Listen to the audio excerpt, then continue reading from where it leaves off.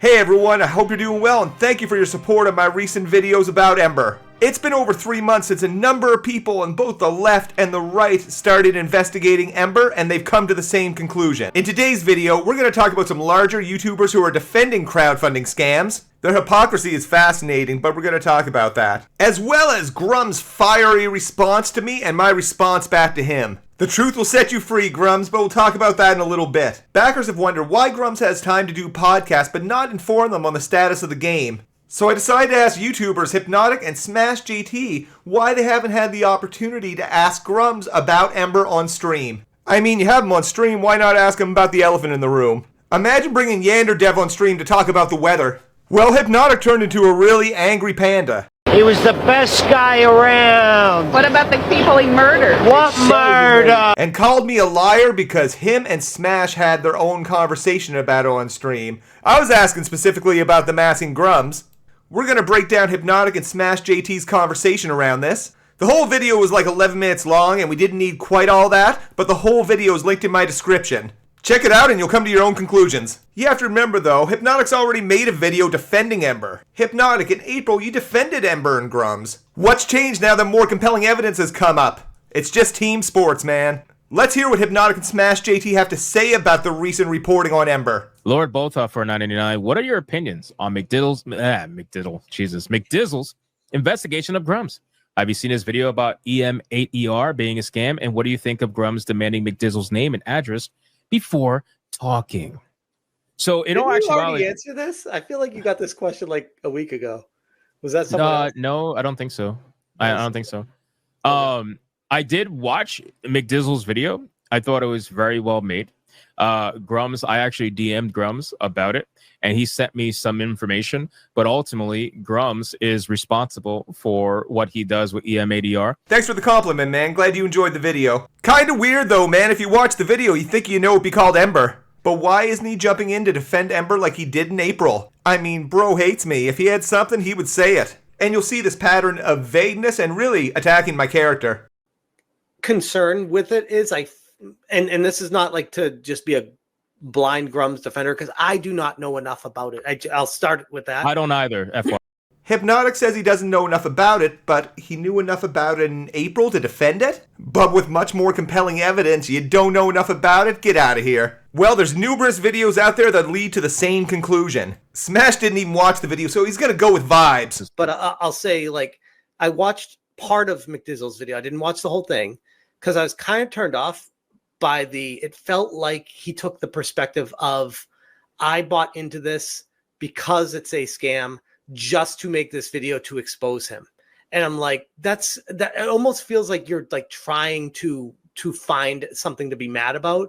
So Smash is going with vibes here versus logic. What do you want me to do, lie to people? He also seems to like talking about scams, so I'm surprised he didn't want to talk about this one. JK, I'm not surprised at all. I know for a fact that what he's doing is simply because he knows that the attention he can get is by being anti-Grummz. Yes. I know, like as a YouTuber, he knows that. He knows that his claim to fame, granted, he's not really doing that well, even with the anti-Grummz stuff, but he the most attention he's ever gotten was talking about Grummz. Man, he shouldn't assume so much. It makes an ass out of you and me, right? My Grummz videos are like my 30th most successful videos. Most of my channel growth has been attributed to Red Dead data mining, as well as money glitches and various other videos and topics. And I'm gonna tell you like this, as a gamer, like he put out so my understanding is he put out a Grummz video, and you know what the first thing he did after he found success with that, bro? He pulled a fucking AAA studio move.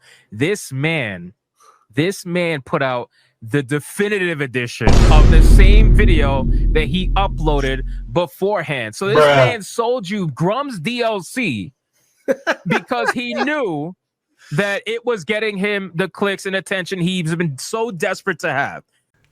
That is pretty funny, and I'm glad he got a bit of a joke.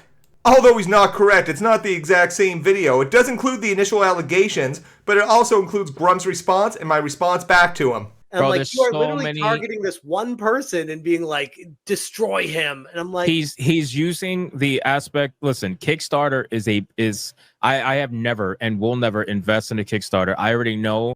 Man, it's not even on Kickstarter. What are y'all talking about? It's just on his own website. that it's just a bad, like I can only imagine like what someone's mindset must be to invest in a Kickstarter. They must really believe in the product, and that's perfectly fine. You could believe in it, believe in the sentiment, believe in the person. It could be whatever. I will never, and I have never, ever invested in a Kickstarter because a lot of them will end up never delivering.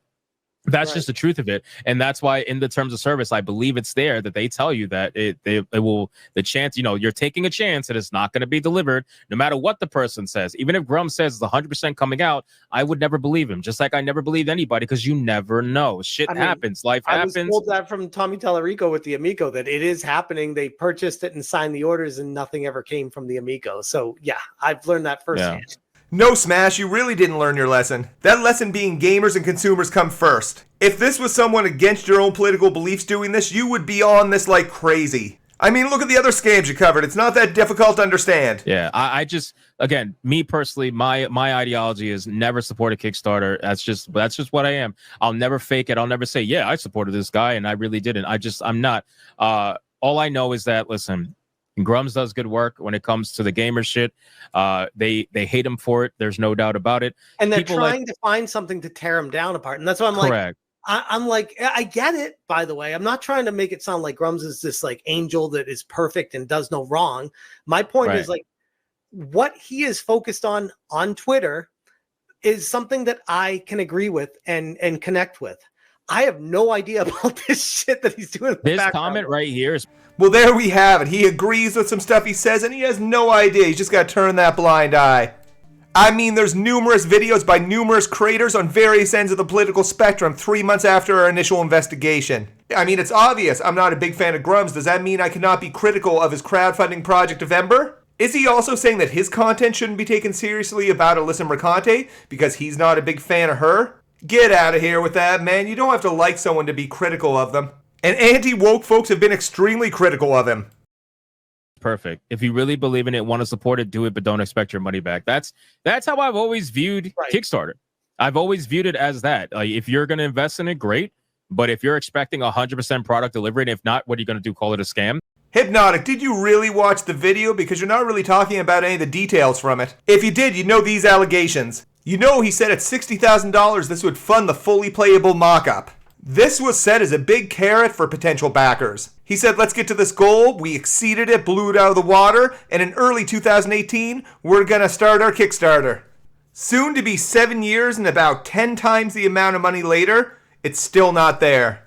Oh, and Mark admitting to taking 2 years off while continuing to crowdfund? Listen, there's piles of things that are in my videos, other people's videos. You can go back and watch them. I've left the links in the description if you really want to know what's up. Let's get back to this.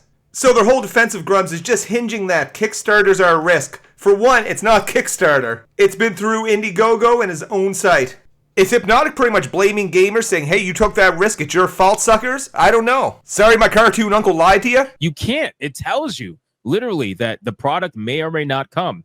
So it doesn't matter how many updates you get until you actually physically get that product in your hand, whatever that may be.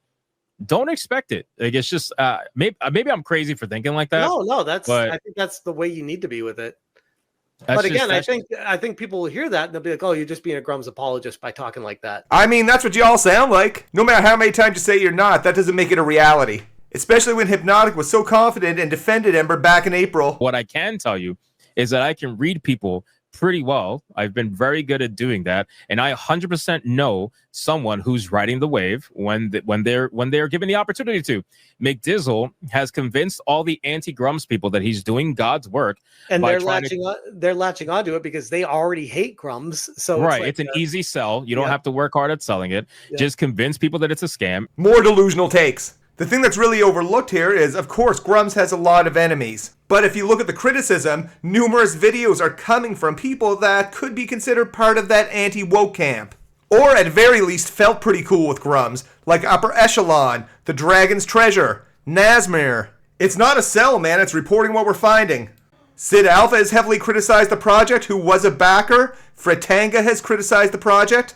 For you to think it's the woke monster coming to get Grummz, I hate to tell you, that's not the case. And by the way, McDizzle, like I said, you did a great job on your video, but you need to be very careful utilizing the word scam when you're talking about Kickstarter stuff, because that can open you up to a lot of bullshit. Man, as you should know now, Kickstarter has nothing to do with it. I mean, you guys shouldn't be too concerned with that. You were just calling out a charity scam recently, weren't you? It's not a scam on Kickstarter. Is it? You don't think it's a scam? Listen to that cope. Is it morally questionable? That's up to the person, because again, it all depends on who's supporting it and what they expected after from the support. But to call it a scam, you need to be very careful with that, man. It's not a good thing. But yeah. What a brave little soldier. He's there defending his lady's name, not giving me advice. If he was giving me advice, he should consider following it himself. In terms of, let me go back to Super Chat. I want to make sure I get everything through it. So yeah, I've seen the video. It being a scam, I don't view it as a scam. If you want to. The cope is permeating through his PNG hood. I mean, not surprising. He's been defending it since April. Talk about moral ethics and stuff. We can have that conversation, I suppose. But in terms of scam, you need to be careful with that. And thinking of Grummz demanding McDizzle's name and address. Thing I understand, because that was weird a little bit though. I get it though, because if he wants to tell him like, hey, I feel like you're harassing me, I'd like some information on you if I'm going to give you anything, because I need to know if you start denigrating my name and making shit up about me, I would like to be able to sue you. I need to know information about you. Out of all of us, Smash, only you are dealing with a lawsuit from what I understand. I don't think using backers' money to sue me is probably the best idea. Nor does Grummz have a leg to stand on. I've given him plenty of opportunities to respond. I don't think Grummz has denied one specific allegation stated in mine or other people's videos, because it's all transparent, clear as day to find, and fairly easy to understand. In fact, Grummz has slandered me by calling me a pussy. So yeah, it's not a scam, they don't know enough about it. Let's bring Grummz in our podcast to make jokes about chucking spears, but not ask him about this. Because we agree with what he says sometimes. Again, if you want to check out their full video, it's in the description if you want to hear more glazing. Hypnotic got mad and, like a good little soldier, called me a liar. I specifically said it was crazy that Smash or Hypnotic haven't talked to Grummz on the streams they have with him about Ember. Wonder why that is. And then Hypnotic wants to call me a liar because him and Smash talked about Grummz? Hilarious yet disingenuous. So we got Hypnotic defending Ember at least a couple times this year. And he was your man. He was your boy. I heard you grew up with him.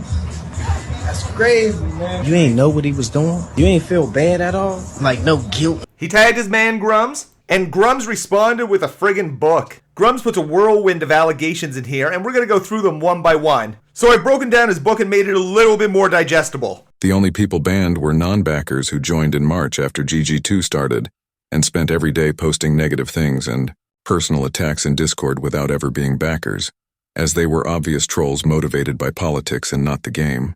If a backer has been banned and didn't violate TOS, let me know and I will reinstate them, but the number is 0 or close to it. The only exception is McDizzle, who was refunded and banned because he only subscribed to cherry-pick bugs from our game and the worst gameplay clips and present them as the whole demo, and to mine our game for negative, slanderous, and in many cases factually untrue content. He mentions that the only people banned were not backers who joined after March. That's false, because off the top of our head, we know about Aaron and Sid Alpha. They were banned over the last few months and were backers. If a backer's been banned and didn't violate TOS, let me know and I'll reinstate them, but the number is 0 or close to it. So you're saying the only people banned were not backers who joined after March, and then you're like, well, you know, some people might have got banned, but let me know. I mean, you're the one that banned them. The exception of being banned is me, because apparently I cherry-picked bugs from his game and presented them as the whole demo. Dude, these are clips from your demo, not mine. Are only people that you like allowed to highlight the demo? Sounds like an attempt at censorship to me, man. I streamed it for about 3 hours recently and gave my honest thoughts around it. People can make up their own mind from what they see. Let me know if there's anything untrue in my videos and I'd be happy to discuss it. You haven't provided any information that materially changes the conclusions that most people are making. Their goal was to silence me on X by drawing a false correlation between my activity on X and the success of the game. They don't care about the game or the backers, they just wanted to censor me on X because we are winning so hard. My goal is to educate gamers and consumers that a big name in gaming has done some very well documented shady things and has had the opportunity to refute them, but instead yells at clouds. Who's talking about censorship? You're the one that wanted to censor any of my videos about Ember. You seem obsessed with the word winning, Grummz, and if you're winning right now, I hate to see what losing's like. No money has been accepted or asked for since November of last year, well before GG2 started, as we felt it was not right to do so until we had the new demo in place, which is slated for Q1. We do not ask for new subs or advertise for them. We did not cancel our existing subscribers because they still support the game. Even though they knew about the severe health issues with my kids that hampered development for 2 years, they did not want their subs canceled or they would have. They can cancel at any time and retain all perks. Saying hampered is quite generous. I was sent a detailed document from an anonymous backer documenting all of Ember's development. Look at that gap from December 2021 to April 2024. He definitely had some time for cross-promotion, though, that had nothing to do with developing Ember. Backers were not aware that development would be delayed by 2 years. Okay, I'm gonna be real. He needs to stop using his kids as an excuse for crowdfunding like crazy over a 2-year period and not developing his demo. Based on our estimates, roughly $250,000 when the game wasn't even being worked on. Again, Grummz has had plenty of opportunities to refute this. There is a lie out there that says you lose your perks if you cancel. That is false. This same lie claims the subs are $12 when they are $7.95, further proving this person was lying or deliberately spreading misinfo. I never said anything about $12.95 subs in any of my videos to the best of my knowledge. There was a channel comment about a $12.95 subscription fee with a whole bunch of other details about the subscription. They later apologized and said they had the wrong price and they remembered it wrong. I'm not disputing the price of the subscriptions. The same comment references bullying, and Mark refers to a conversation about bullying later, so are they talking about the same thing? He's just yelling into a cloud. We have plenty of backers and they are free to voice their concerns on Discord, and they do. In fact, they are gleefully reposted by...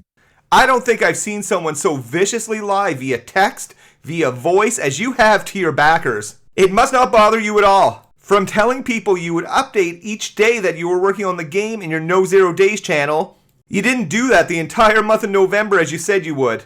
From avoiding questions from backers around the Swarmer model that you said you were texturing for over a month, you eventually said check X tomorrow. That was December 4th, exactly a week ago today. Man, you milked those guys dry. I suspect that sometime in the new year you're going to be moving on to the big score, which is actually millions of dollars, which will make that $600,000 seem like a minor amount. We cannot censor X or moderate it, so it's even more open than our Discord was. There is another lie out there that I bullied 2 non-backers on Discord, which is outrageously false.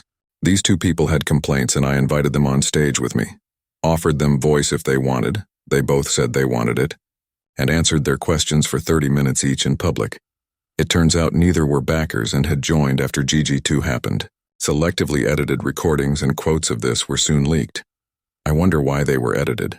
Are you saying Aaron's not a backer? Because I don't think that's correct. I wonder why they were leaked. Both were offered private personal demos of the current build of the game with me as their guide. Neither accepted. I wonder why. Both continued to try to stir things up and cause drama every day. I provide examples, you haven't. I wonder why. I have no idea if he's referencing that YouTube comment that someone made around bullying someone that was autistic, or a recent conversation I reported with a backer. Again, none of it materially changes these claims. I believe the only recording from a chief chat I was using was from Aaron, who had a backers pack and was also a subscriber for about a year. I've linked the full transcripts to Grummz' recent chief chats if you're interested in seeing them. They're in the description below. Hypnotic is right to call out Medizzle, as he posted earlier this year or late last year about how he needed to find a way to make money on YouTube. A new angle, paraphrased. Here is what I said. I said I felt so stagnant as a YouTube creator. Hundreds of videos, and I've gotten pretty decent at making videos. Since 2021, 2023 is my best year in views, subs, money.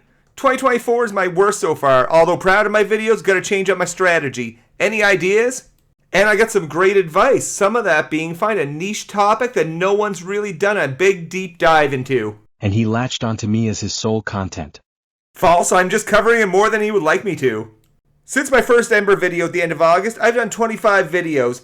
Out of those 25 videos, which are a combination of videos and live streams, 8 out of 25 of them covered Ember in any substantial way. So yeah, keep yelling at clouds. When that didn't work because nobody wants to listen to him, he has been trying to move on to other targets to grift. Wait, didn't I call out Hypnotic? Aw man, that's funny because there's lots of creators and lots of people that have found the same thing. I was just more interested in calling out Hypnotic to see why he hasn't asked you about it on stream. Maybe we can get together, have a little chat.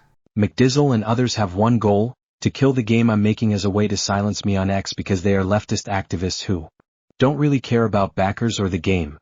They have completely failed and will continue to do so, and I look forward to sharing our Q1 demo with our true backers and supporters. I don't want to kill your game, Mark. What I want is first to get backers what they were promised. They have specifically said that you've needed pressure and you're getting pressure.